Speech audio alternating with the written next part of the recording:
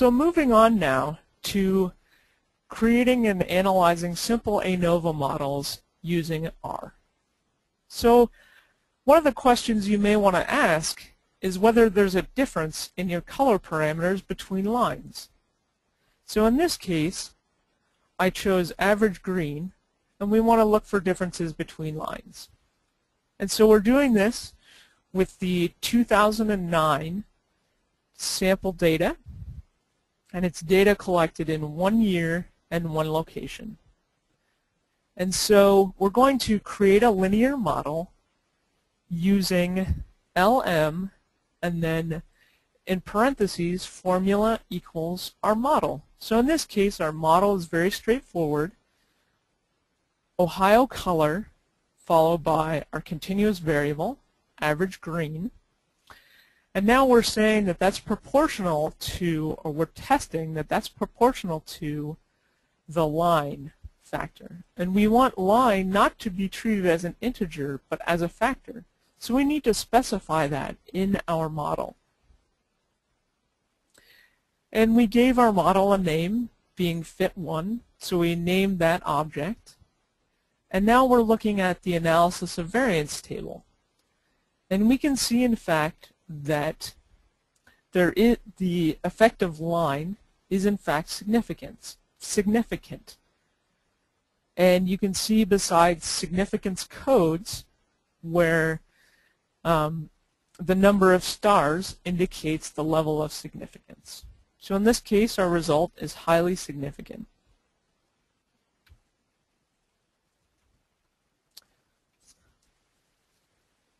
So you may have thought, you know, our code on the last screen was actually a little bit cumbersome.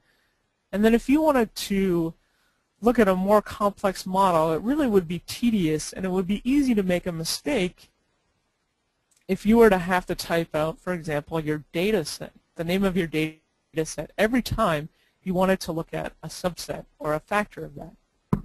So we can take steps to simplify our code. One thing that we can do is we can rename our variables. So we're now going to create an object called line, and we're going to tell R that it's a factor and that it is the subset line of our overall color data set. So that the next time we want to refer to that variable, all we have to do is type in line. And it is important to note here that R is case sensitive. So you'll notice that I've named our new object using capital letters. And that's just a way for me to remember that that's an object that I've created. And when we look at average green, R had already treated average green as a numeric variable. So we didn't need to tell R that again. We could, but it's not necessary.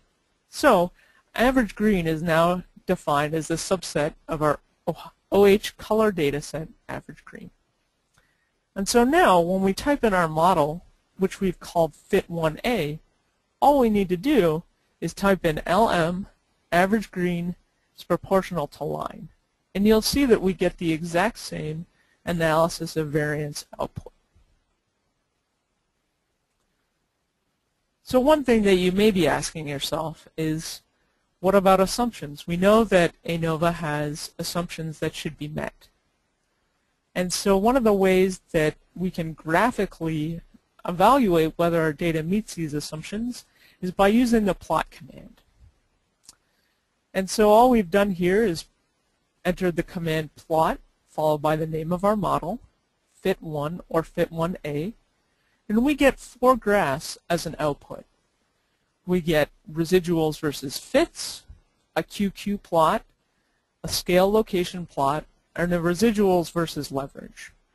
And for the most part, the residuals versus fits and the QQ plot would be the most commonly encountered plots. And so just a note of caution, as with all large data sets, it can be challenging to meet these expectations when we have a large data set. And we know that within ANOVA, the analysis is quite robust, so that deviations from the expected can be tolerated. So the model we ran is really a regression type model. So one thing that we may want to do is look at that regression output. And something to note here is that under our coefficients, the significance levels are, or the comparisons are to our intercept, which in this case is our first line, SCT 0001. And so we see that a lot, or multiple lines here, appear to have significant, or appear to be significant when compared with SCT 0001. So we would probably want to follow up with t-tests and box plots and multiple comparisons, though today we're not going to look at multiple comparisons. So before we're at the point of even running a t-test, we may want to summarize our data. So we may want to look at the mean and standard deviation of our various parameters or objects. And so here I've calculated the mean for average green and also the standard deviation for average green. And one thing to note here, if you have missing data, even though you've coded it as NA, you still need to tell R not to use that data when performing the analysis, because it will come back telling you that it could not calculate the mean. So in your code, you need to include na.rm equals t, or equals true.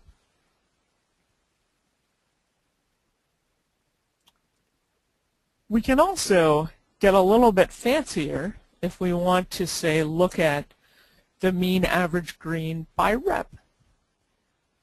And so we do that using something called tapply.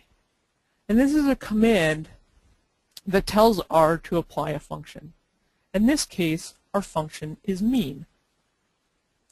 So the line of code to calculate the mean by rep for our numeric variable is tapply, the name of our variable, average green.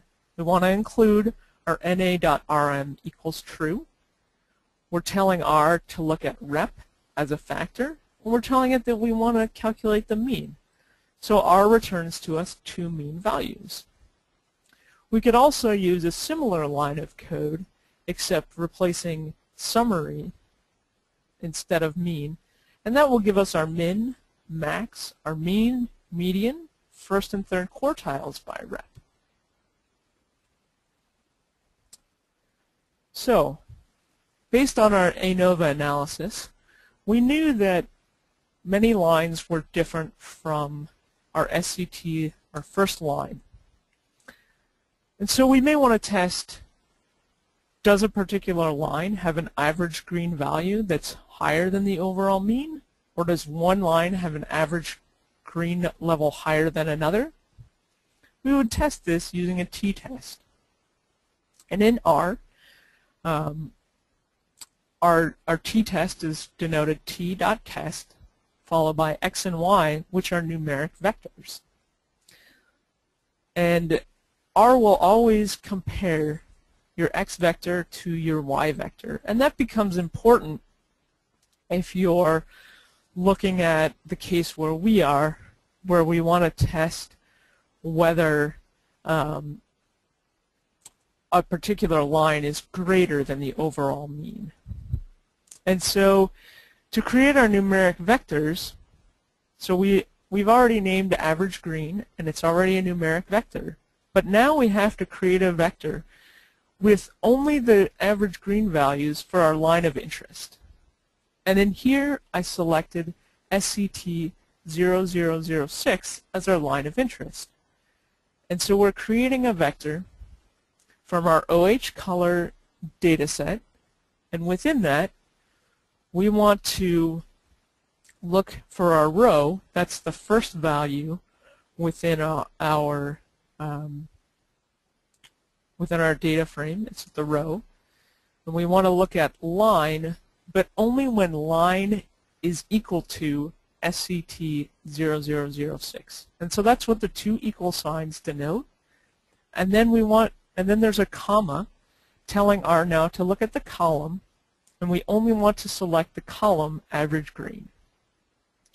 And then we can check our numeric vector by just entering the name of the vector, and R will give us back the values. And now we're ready to perform our t-test. So our vectors are x and y, or SCT006, and average green. Our alternative is that we want to know if SCT is greater than the overall mean, and we're saying that the variances are equal. And as a note, you may want to adjust the confidence level. So the default is 0.95, but you can adjust that by including in your command conf.level equals, and then you would insert your desired level. And so in this case, we can see we have a very small p-value, and then that in fact the average green level of SCT0006 is greater than the overall mean. So we may also want to look at a box plot. And so here we've just typed in the command boxplot followed by the model that we would like to test. And R will give us this output.